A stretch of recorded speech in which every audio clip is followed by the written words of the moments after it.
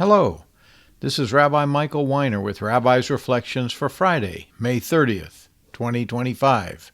Shabbat Shalom. Psalm 30, verse 4, Part 3. Adonai, you brought my soul up from Sheol. You kept me alive, so I would not go down to the pit. Rabbi Trail. Here's a quote from yesterday's RR. Well, God is not your fairy godmother, nor is he your genie in a bottle, so we should stop treating him that way.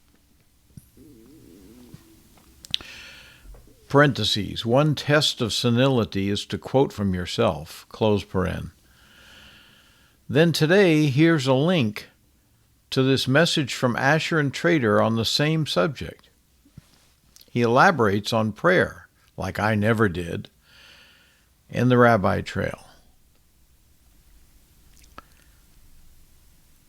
Contrast this verse in between being brought up from Sheol and being kept alive so that we would not go down to the pit. We will see in the coming verses the difference between being elevated to be kept alive in joy or being sent down below in pain and suffering.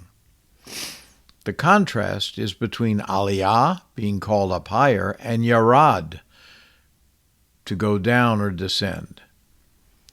In chapter 52, Isaiah the great prophet is setting up the most quoted Messianic prophecy of chapter 53, when he says this, in verse 13 of Isaiah 52, "Behold, my servant will prosper. He will be high and lifted up and greatly exalted." And then in verse 14, we have exactly the opposite. He's brought low. Just as many were appalled at you, his appearance was disfigured more than any man, his form more than any of the sons of men. Yeshua experienced this great contrast of being lifted up and greatly exalted in verse 13, and disfigured more than any man in verse 14. While Yeshua is our example, we are, thankfully due to his grace, not him. For us, Rudyard Kipling, in his poem If, labeled both triumph and disaster as impostors, meaning you're never as good as they say you are, and you're never as bad either.